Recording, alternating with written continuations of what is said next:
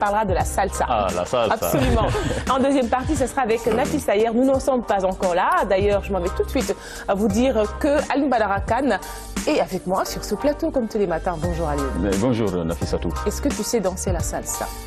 Esquisser, je sais esquisser quelque part. Bon, comme tu as des chaussures appropriées, tout à l'heure on fera quelques techniques de danse avec Nafis Sayer qui nous rejoindra en deuxième partie. Et ce matin, la direction des parcs nationaux est à l'honneur avec son chef. Il s'agit du colonel Souley Ndiaye. Bonjour mon colonel. Bonjour Nafissatou. Merci d'avoir accepté notre invitation. C'est le plaisir pour moi. Alors je rappelle, vous êtes là parce que le 15 prochain, le 15 de ce mois, eh bien, se déroulera la journée de comptage des oiseaux d'eau dans les différentes zones humides et vous êtes là pour en parler. Mais déjà, avant d'entamer cette émission, est-ce que vous pouvez nous dire comment il faut faire pour être comme vous, c'est-à-dire pour être non seulement agent des parcs nationaux, mais aussi occuper la plus haute fonction? Oui, être agent des parcs nationaux, je disais tantôt qu'il faut d'abord sénégalais, faire une formation adéquate, formation qui porte sur deux sujets, la faune et la flore. Et puis, bon, depuis 1980, nous sommes un corps paramilitaire parce que nous occupons des portions du territoire avec des frontières. Il faut défendre parfois. Les autres services de sécurité n'y sont pas. Donc, nous devons défendre un patrimoine, le patrimoine naturel du pays, donc au niveau d'un réseau de parcs et réserves du Sénégal. Il y a un patrimoine vital, parce que sans les oiseaux, justement, cet écosystème-là pourrait être tout simplement, en tout cas, mélangé ou tout simplement menacé.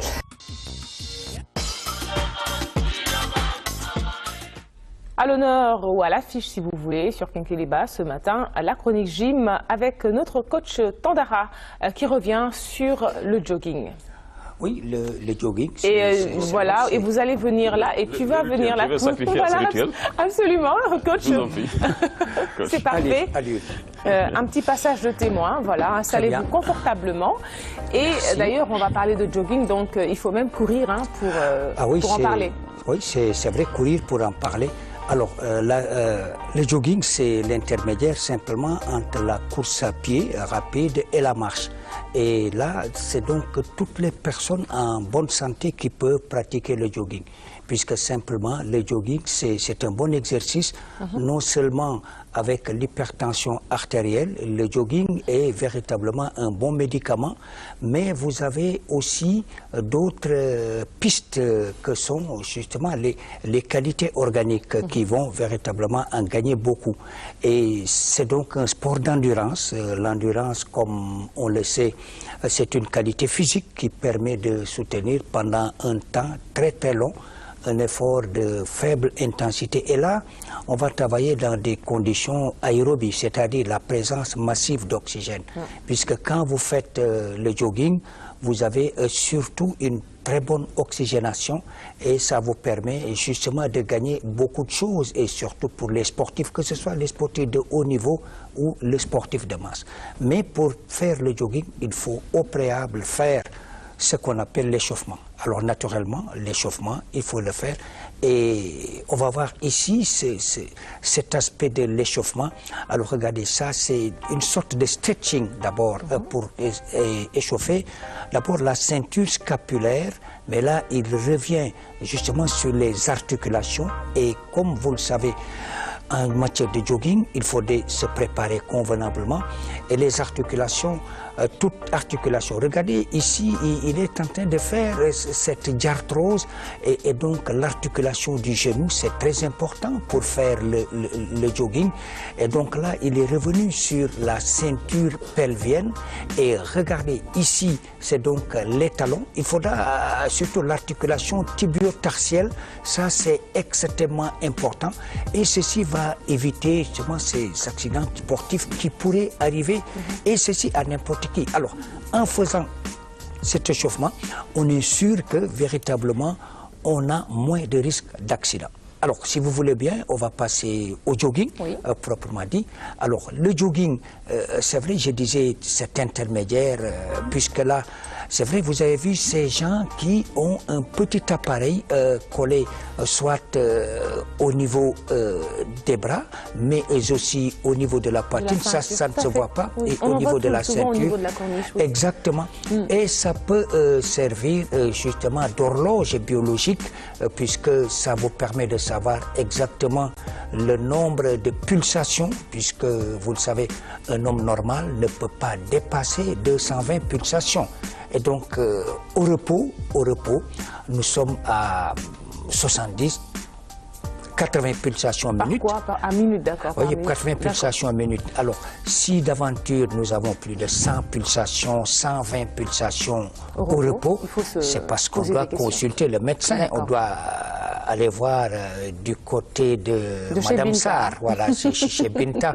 Et donc, pour vous dire, Nafi, l'importance du jogging, alors en tout cas, ce que les joggeurs aiment bien, puisque le jogging, comme le footing, ou ce que les footballeurs appellent par exemple le décrassage au lendemain d'un match assez fastidieux, et donc on a besoin de restaurer les muscles, de les remettre à leur place, les articulations, et donc là, véritablement, on fait justement cet exercice que nous venons de voir. Alors, peut-être une dernière question, coach, parce que ce que j'ai vu aussi, ce sont, surtout pour la première image, la première vidéo, pardon, ce sont des gestes précis. Est-ce que la précision est importante dans ce type d'exercice?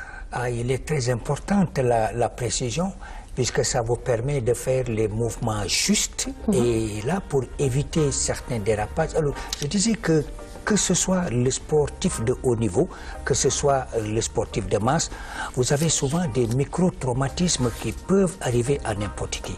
Et donc, pour en tout cas se prémunir de tout ça, il faut faire les mouvements justes. Et on a vu tout à l'heure, avec toutes ces articulations, vous savez, vous avez peut-être que les articulations immobiles, on ne peut pas les faire bouger, mais les articulations semi-mobiles et mobiles, qu'on appelle généralement les diarthroses. Comme les genoux.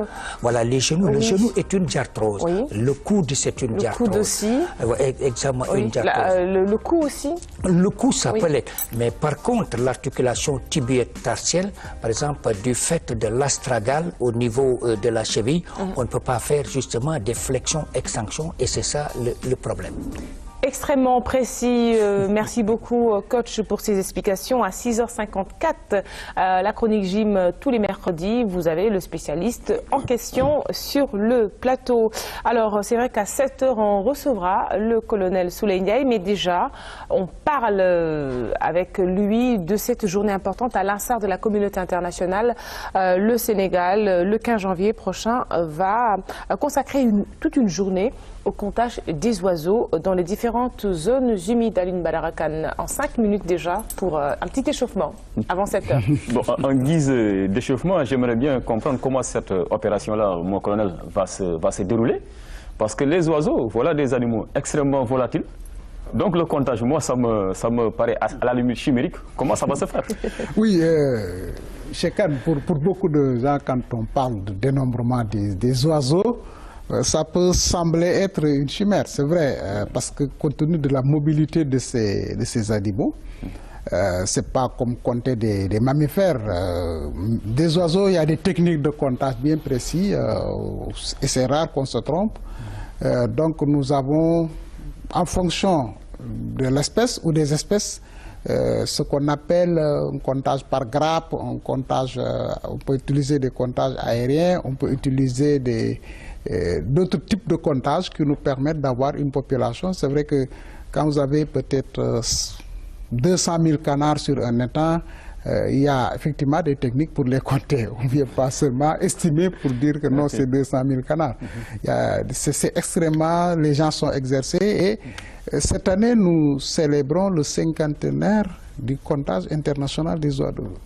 Tous les 15 janvier de chaque année, il y a un comptage qui se fait sur les oiseaux d'eau. Donc, c'est des techniques qui sont maîtrisées. C'est un engagement de la communauté internationale, parce que je disais tantôt que la vie des oiseaux d'eau dépend de la vie de leur habitat, et surtout des zones humides. On verra ultérieurement comment les zones humides sont en train d'être altérées, comment ces habitats précieux pour l'humanité, pour les hommes et pour les oiseaux sont en train... L'exemple typique que je donnerai, c'est pratiquement Dakar et Saint-Louis. On a bâti des immeubles sur des zones humides à Dakar et on crie aux inondations, on crie à la prolifération des moustiques. Heureusement, elle est là et c'est une dimension qui n'est pas seulement environnementale. Elle est sociale d'abord, elle est environnementale, elle est médicale et elle est économique. Parce que, bon... Et pourtant, le Sénégal est signataire de la convention de Ramsar pour la protection des zones humides. Oui, le Sénégal est signataire de toutes les conventions. Mais le problème, c'est l'application de ces dispositions, de ces conventions au niveau des pays. À beau signer et ratifier toutes les conventions, si on n'a pas les possibilités de gérer les zones humides, ça va être très compliqué avec des conséquences extrêmement graves sur la santé des hommes, sur les habitats et sur beaucoup de choses. Déjà, je pense qu'en guise d'échauffement, c'est déjà bon. Et après l'échauffement, eh bien, il faut se désaltérer. Ce matin, le fruit du jour, eh bien, c'est la pastèque, mon colonel, certainement que vous connaissez beaucoup, que vous connaissez bien. Et au Canada, on l'appelle justement melon d'eau. Donc, comme on parlait d'eau, est-ce que vous pouvez me dire un mot sur la pastèque? Un mot sur la pastèque, j'espère qu'il n'y a pas de Ndjoben ici sur le plateau. Je l'adore. Et j'ai vu dans une revue américaine que la pastèque a des vertus. Mais surtout, les Sénégalais ne mangent pas la partie consacrée parce que c'est le blanc là, le trait blanc qu'il y a sur le truc. Et d'autres personnes pensent que les fruits, les pépites là qu'il y a là-dedans, c'est extrêmement riche. En vitamine C, ils sont comestibles. Alors, ils sont comestibles, pardon. Voilà, donc tout à fait. Moi j'adore la pastèque. Et donc pour compléter, donc, ça possède absolument un goût rafraîchissant, mais je vais vous parler tout simplement de ses composantes. Alors pour les calories, c'est 24% de calories, protéines 0,5 g, donc ça veut dire que c'est bon pour la santé. Les glucides 6,1 g, lipides 0,1 g, les fibres alimentaires 0,3 g, charge glycémique faible, pouvoir antioxydant faible et surtout comme le colonel l'a dit, les pépins de la pastèque sont comestibles et fournissent de la vitamine C. Et la pastèque, pour terminer, eh bien, contient une importante source de lycopène qui est un puissant antioxydant qui protégerait contre les maladies. Donc, ça coûte 500 francs. Hein, c'est Cathy qui nous l'a acheté ce matin. Merci beaucoup à Cathy Barra d'avoir fait les courses pour Kenkeliba. Alors, mesdames, messieurs, consommez la pastèque, ça ne coûte pas cher et justement, c'est du consommé sénégalais, c'est du consommé local. Allez, il est 6h59. Merci au coach Tandara pour cette belle chronique. Allez, coach, peut-être un tout petit dernier mot avant la chronique santé. Mais je vous invite d'abord à la randonnée pédestre de dimanche prochain. Alors, toute l'équipe de Kenkeliba, invitée par les retraités de la police. Absolument, tout à fait. Et ce matin, on va dire véritablement, avec le coucou lancé à monsieur le directeur de l'École nationale de police. Alors, ça va recevoir beaucoup de monde dimanche. Et Kenkeliba, en tout cas, le départ à 9h. 9h à l'école de police. À l'école de police. Voilà, on va faire les grandes artères de Dakar et retourner à l'école de police pour faire justement le débrief et ensuite on va remettre les muscles en place, quoi. Et ils ont consacré leurs plus belles années les plus belles années de leur vie justement à protéger les citoyens. Je parlais des anciens policiers. Nous vous tirons notre chapeau et nous vous respectons. Nous vous faisons un grand coucou ce matin. Merci coach. À 7h, c'est l'heure de la chronique santé sur Kenkeliba.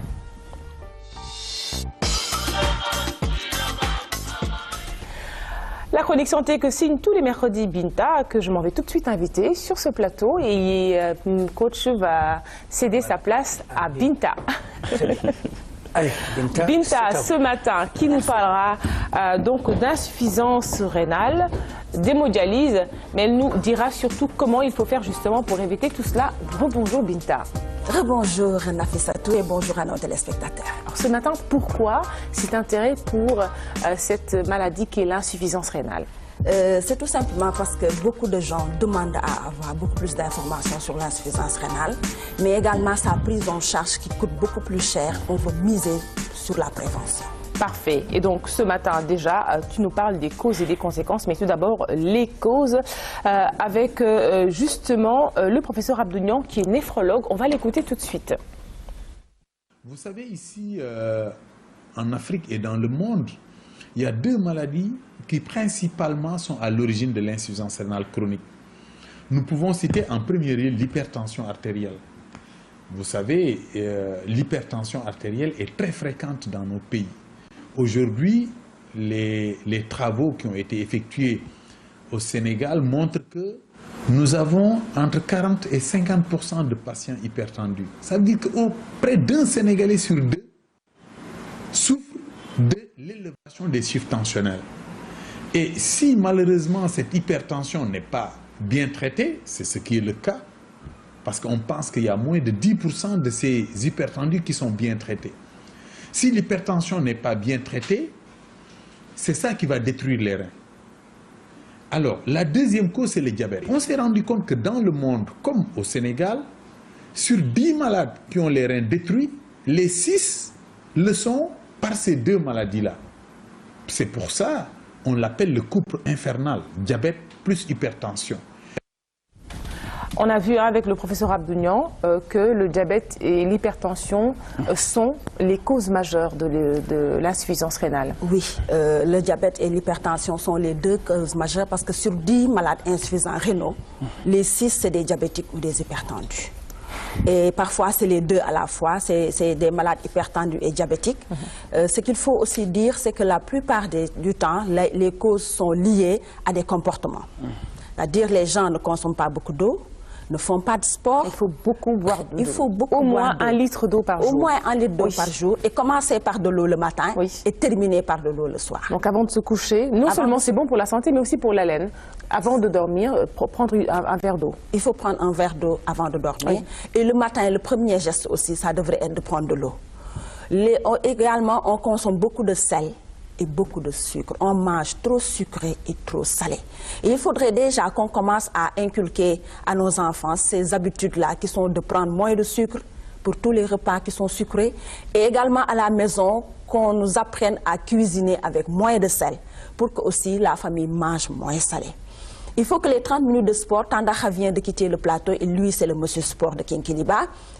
On le fait tous les matins ici à Kinkeliba, c'est pour que aussi les populations comprennent que le sport a son importance dans la santé de l'individu. Et qu'il doit faire partie de notre quotidien. C'est dans notre quotidien. 30 minutes au moins par jour, c'est pas beaucoup.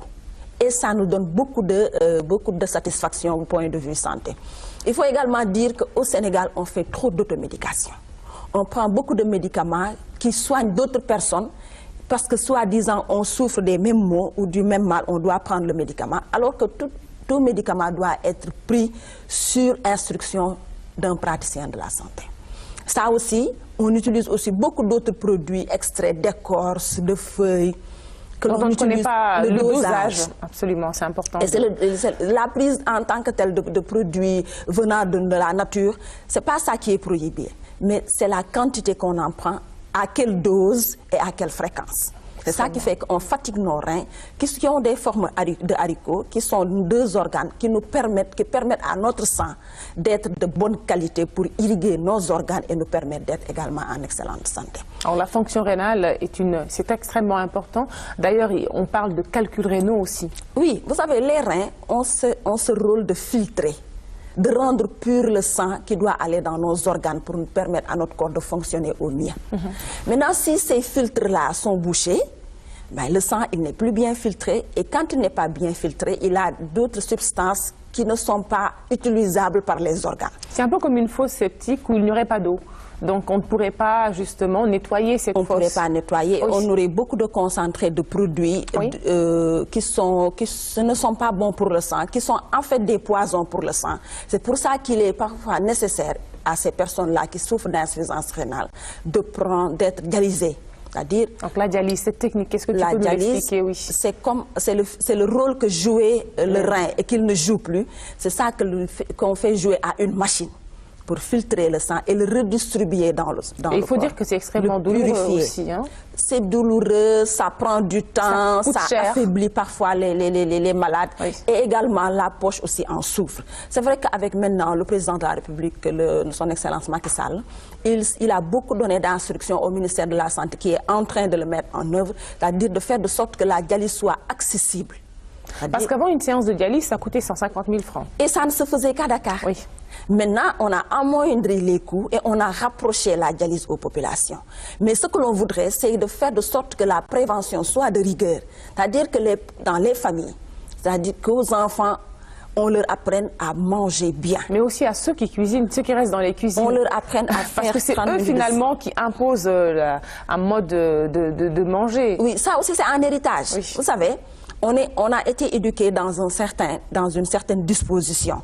Et dans notre éducation, saler nos aliments, les sucrer aussi, était un élément fondamental. D'ailleurs, on dit que pour qu'une femme soit bien vue, il faut bien saler le plat qu'elle met, qu'elle sert. Non, mais c'est vrai, dans nos traditions, on le dit. Ne sap sap. Voilà, pour montrer que tu sais bien cuisiner.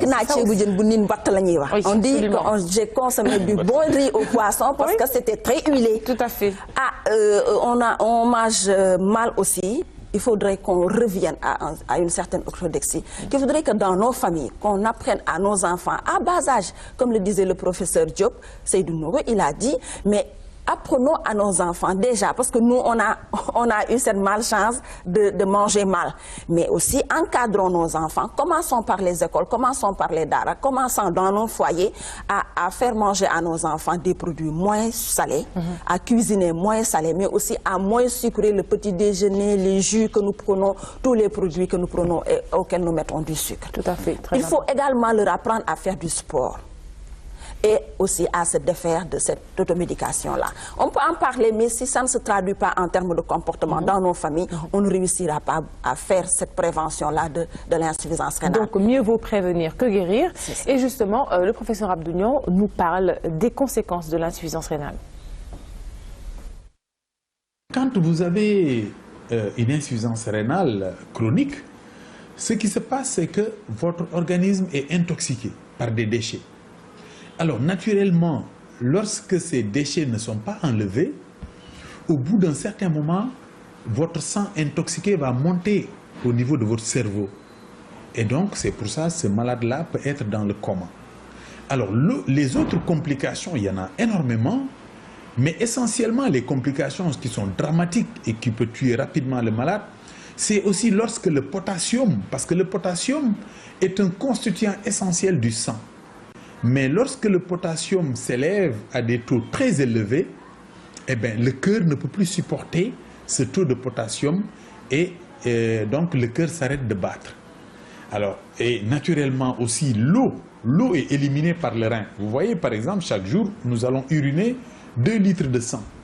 Mais en ce moment, le rein, lui, il a épuré 200 litres de sang. Mais lorsque le rein ne parvient plus à enlever de l'eau, l'excédent d'eau va rester dans votre corps et ça va monter au niveau de vos poumons. Et c'est ça qui va inonder vos poumons. Et malheureusement, ceci aussi peut entraîner la mort. Je pense qu'on est assez avisé, assez averti, assez conseillé par le professeur Abdounian ce matin. Peut-être en 2 mots aussi résumer ce qu'il a dit. Oui, en fait, ce qu'il vient de dire, c'est que, on va le répéter, mieux vaut prévenir que guérir. Les insuffisants rénaux ont déjà assez de problèmes pour leur prise en charge, même si c'est amoindri, parce que, comme je le disais dans mon propos, on a amoindri les coûts en rapprochant les services de dialyse au niveau des régions, en baissant également le coût de la dialyse. Mais encore, ce que le ministère de la Santé et de l'Action sociale voudrait, c'est que les gens n'arrivent pas jusqu'à cette insuffisance rénale-là. Préservons nos reins pour ne pas arriver à ces conséquences-là. La mort, c'est véritablement le moindre mal. Mais traîner, se mettre à faire de la dialyse sur un temps donné, se mettre à faire de la dialyse avec tout ce que cela donne comme traumatisme, je crois qu'il vaut mieux que l'on pense à inculquer à nos enfants, à faire la promotion du consommer sain, à dire à ceux qui fument d'arrêter de fumer, parce que c'est également une conséquence, c'est une cause de l'insuffisance rénale, à ceux qui prennent également de l'alcool et d'autres types de drogues, et qui en abusent surtout, d'arrêter, parce que les reins, c'est des organes précieux. Et des donneurs de reins, il y en a très peu, même si quelque part René disait que lui, il peut faire don de ses reins. Ils sont combien à pouvoir faire don de leurs reins, alors qu'avec la prévention, on peut arriver vraiment à amoindrir le nombre de personnes qui arrivent dans l'insuffisance rénale. Éviter les diabètes, connaître également son statut, savoir si oui ou non on a le diabète. je ne le dirai jamais suffisamment parce qu'au Sénégal, cette notion de prévention, cette notion d'aller aux structures sanitaires sans avoir... un check-up. Sans être malade, oui. Ce n'est pas encore installé. On voudrait que les gens connaissent leur statut par rapport au diabète, connaissent leur statut par rapport à l'hypertension, pour que l'on prenne les devants sur l'insuffisance rénale. Extrêmement important, les conseils de Binta à suivre absolument si vous voulez rester en bonne santé. J'en profite pour faire un grand coucou à tous les malades qui nous regardent ce matin, surtout ceux souffrant d'insuffisance rénale. Ce n'est pas une fatalité parce que la maladie est déjà là. Il faut tout simplement que tout l'entourage s'y mette et aussi, justement, c'est bon quand on est malade aussi de garder le moral, d'avoir un bon moral parce que c'est aussi important que l'aspect physique. La psychologie, tout à l'heure, on aura parlé d'endurance physique, l'endurance est aussi intellectuelle. Alors Binta, ce matin, qu'est-ce que tu nous as ramené? Ce matin, je vous ramène du Fagaru Morgan Fadjou. Oui. Hein, qui est avec le SNEPS. Hein? Voilà, c'est le SNEPS. Et son numéro vert? Qui est le 800 0050 50. C'est un numéro sur lequel vous pouvez appeler, avoir des informations sur la santé. C'est des téléopérateurs vraiment qui travaillent bien au niveau du service national de l'éducation et de l'information pour la santé et qui sont du ministère de la Santé et de l'Action sociale, qui sont capacités pour venir à bout des informations ou pour donner des informations aux personnes qui appellent sur ce numéro qui est le 800 0050 50, qui est gratuit et qui est le numéro vert du ministère de la Santé et de l'Action. De très jolis Lacoste en déclinaison aussi bleue. Oui, on a mis du rose pour les dames. Oui. Moi, de toute façon, j'ai fait mon choix, je prends le rose et aussi des casquettes. Et qui va bien avec votre chemise. Absolument, hein? Et parce que tout à l'heure, on parlait de prévention, tout ça aussi, c'est des moyens de communication et aussi des moyens de prévention. Et aussi un agenda. Et tout ça, c'est pour l'équipe de Kenkeliba. Bon, ben, c'est vraiment... Il faut également dire bonjour aux autorités administratives du pays, parce que nous, au niveau du ministère de la Santé et de l'Action sociale, nous allons beaucoup vers les régions. Et quand nous y allons, c'est les autorités administratives qui facilitent le travail que nous venons faire. C'est les gouverneurs de région, c'est les préfets, c'est les sous-préfets. Et nous disons bonjour au gouverneur de la région de Kédougou, qui dit suivre beaucoup Kenkeliba, le gouverneur de la région de Kaolack, et au préfet de Gossas aussi, qui dit tous les matins, il est scotché RTS pour regarder Kenkeliba et avoir des informations sur le sport, comment faire son jogging pour être en forme parce qu'elle en a besoin, comment également préserver sa santé et les autres chroniques aussi l'intéressent beaucoup. Merci à toutes ces personnalités qui sont très importantes. Hier déjà le chef de l'État en parlait à l'occasion de la cérémonie solennelle de rentrée des cours des tribunaux. Il disait que c'était des personnalités justement qui représentaient l'État et ils le font dignement. Merci Binta. Allez, c'est l'heure à 7h14 de la chronique invitée sur Kenkeliba. C'est après ceci.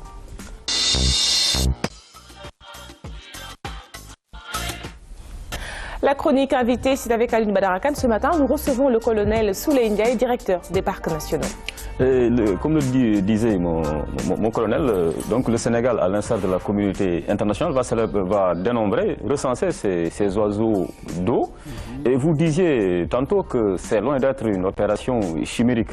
Alors concrètement, comment elle va se passer sur le terrain? Sur le terrain, d'abord, il y a des préalables, M. Khan. Le décompte, on utilise plusieurs mots, dénombrement, décompte, comptage. Voilà, recensement, c'est la même chose, c'est le fait de compter ou d'estimer.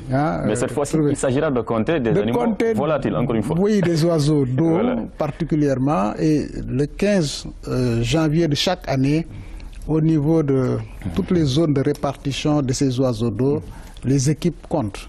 Mais il y a un préalable. D'abord, il faut former les gens. Nous avons beaucoup de volontaires, beaucoup de personnes. Ce n'est pas seulement les agents des parcs qui s'occupent de ça. Nous avons un réseau de volontaires et chaque année, heureusement, les gens s'intéressent au comptage de ces oiseaux. Donc, le 13 et le 14, c'est les 2 jours de formation pour les nouveaux, parce que d'abord, il faut reconnaître les oiseaux. Ce qui est très difficile parfois, parce que quittant l'Europe, par exemple, pour les migrateurs, ils peuvent changer de couleur.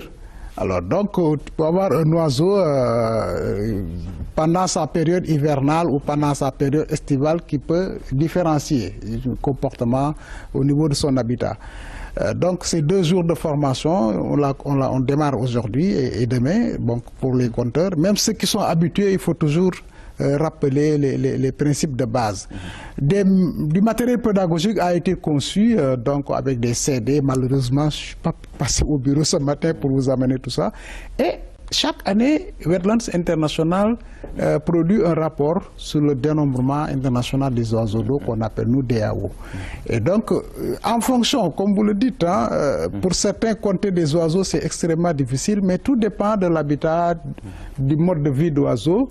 On peut les compter schématiquement par grappe, où certains oiseaux sont en ligne. Il y a des techniques avec du matériel adéquat, de bonnes jumelles, de bons télescopes, et des personnes qui ont l'habitude de faire cela, qui sont formées, qui sont capacitées pour ça, pour nous permettre d'avoir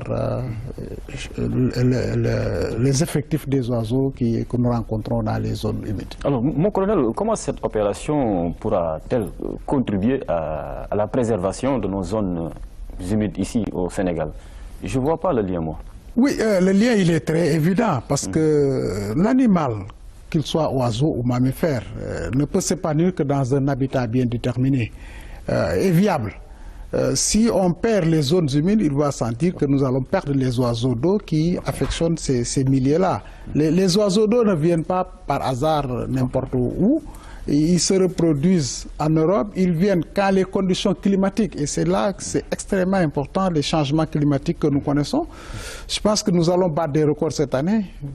Moi, en tout cas, ça fait plusieurs années que je vois fin décembre, janvier aussi chaud. Et ça, de visu, hein, tout le monde le constate.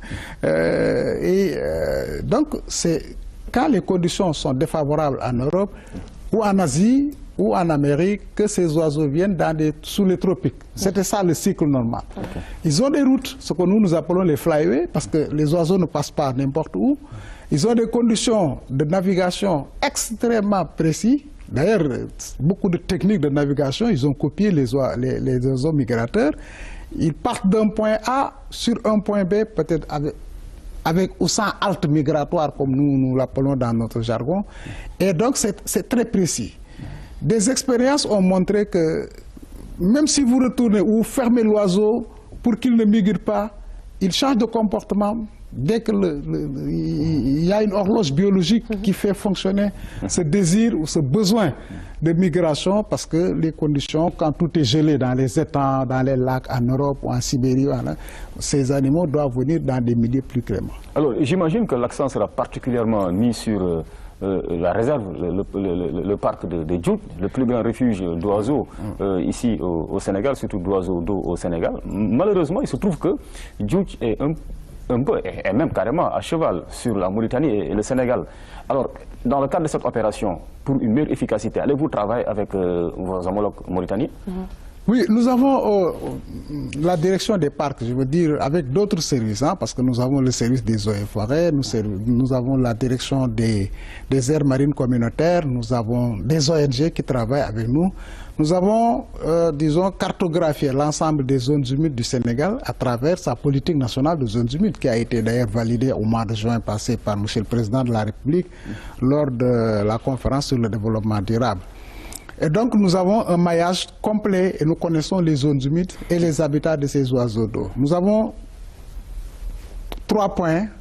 Le Djoudj, c'est vrai, c'est le point le plus important parce que recevant presque plus de 3 millions d'oiseaux, mais nous avons un pôle sur le delta du Saloum, la frange côtière du lac Tanma jusqu'à Sangomar et la partie Casamance, donc après la Gambie. Ce n'est pas seulement le Djoudj qui nous intéresse en matière de gestion transfrontière de ces oiseaux, il y a aussi le Nioumi et le Saloum. Le Djoudj, nous le partageons parce que de l'autre côté de la frontière, il y a le parc du Djaouling en Mauritanie. Vous savez, les oiseaux ne connaissent pas les frontières. Voilà. Les pélicans ils se reproduisent au Sénégal, vont manger en Mauritanie, ainsi de suite. Les vasières pour les limicoles, j'utilise un mot peut-être un peu aussi difficile, c'est des petits oiseaux qui affectionnent des mares à hauteur d'eau très faible. Donc, c'est des espèces sur le complexe du delta du Saloum, dans la réserve de biosphère du delta du Saloum. Nous comptons le même jour avec nos amis gambiens. Il en est de même entre le Sénégal et la Mauritanie. D'ailleurs, on s'échange d'ailleurs de compteurs. Des Sénégalais vont en Mauritanie, nous recevons des Mauritaniens, les Gambiens viennent au Sénégal, nous envoyons des gens par des compteurs au niveau du Saloum ou du Nyoumi National Park. Donc, cette année, on a eu une exception. D'abord, c'est les 50 ans. Vous voyez que c'est extrêmement précis. Depuis 50 ans, on compte chaque année du 15 janvier les oiseaux d'eau. Donc, nous allons fêter ce cinquantenaire. C'est extrêmement important. Nous avons une base de données actuellement qui nous permet de faire des comparaisons d'une année. Alors, l'exception pour cette année, c'est qu'il a bien plu dans le Sahel, heureusement. Et nous avons un peu augmenté nos effectifs et nos équipes. Parce qu'il y a beaucoup de poches d'eau qui, habituellement, au mois de janvier, étaient à sec. Et maintenant, il y a de l'eau encore et c'est des poches d'eau qui vont nous intéresser par rapport à la présence ou pas d'oiseaux migrateurs. Alors, mon colonel, je vais profiter de la brèche d'Aline Badarakan qui parlait tout à l'heure des oiseaux et du fait que certains parcs chevauchaient aussi sur la Mauritanie, qui est notre voisine. Et ça m'inspire d'abord une réflexion. La migration des oiseaux est l'une des rares migrations qui ne suscite pas trop d'émoi. Au contraire, on l'attend. Au contraire de la migration des êtres humains. Ça me permet aussi de poser cette question. Quel rôle, justement, jouent ces espèces, on va dire, dans la géopolitique mondiale? Est-ce que ce sont des populations, pour parler des oiseaux, des populations qui permettent, par exemple, de mieux lier deux États, deux nations? Est-ce qu'ils ont un rôle politique? Oui, Nafissatou, votre question est extrêmement importante parce que, en fait, les oiseaux ou les animaux en général ne connaissent pas de frontières. Et ce qui a amené la communauté internationale à se pencher déjà, le 23 juin 1979 a été signée la Convention sur les espèces migratrices. Et c'est d'abord le caractère de migration parce que c'est des ressources partagées. Et ces ressources partagées ont fait l'objet d'une convention internationale, c'est la Convention de Bonn. Elle a été signée à Bonn en 1979, le 23 juin, pour régler le problème de la migration pour que moi je protège, toi tu détruis. Alors donc il y a un consensus et il y a un traité international. D'ailleurs, pour revenir et raffirmer la présence, parce que la convention de Bonn, c'est pour les espèces migratrices. En 1996, on a signé l'accord sur les oiseaux d'eau, qui est spécifique sur les oiseaux d'eau, parce que leur migration doivent être, et surtout la gestion de ces habitats. Vous voyez sur l'écran, on a montré des oiseaux qui se posent sur un étang, sur une zone humide. Oui. Il y va de la responsabilité des États qui abritent ces zones humides, de les préserver. Alors si on ne préserve pas ces zones humides, il va sans dire que ça va se répercuter sur le succès de la migration. C'est le succès de la migration qui fait l'objet d'un accord international. Il y en a deux sur la Convention et puis bon, tous les autres accords, que ce soit la Convention sur la biodiversité, prévoit des activités de préservation.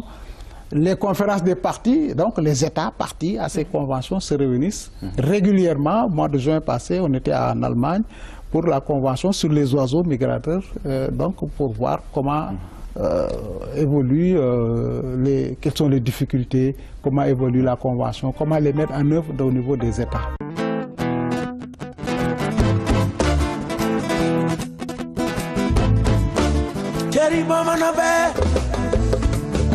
Jeri bomo buge man ude man ko doylo sos ngamo chere bul jayo ti jarnga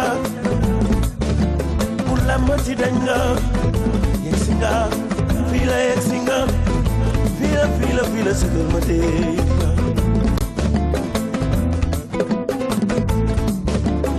bul ma deglu lo waxi non bul ma deglu lo waxi mbañ ci mo lak geno mo fi gëna bëgg morom bu leen baale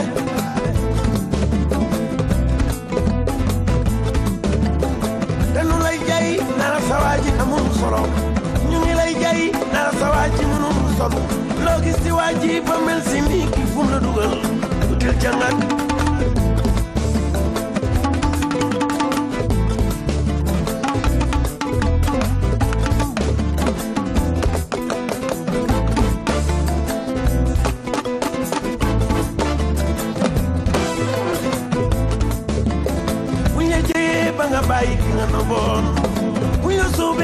tàggatoog sa reen xol nanu lay sopp def loola looy rëcc ba noppi naa la mbaleew mbalee yàqal naa la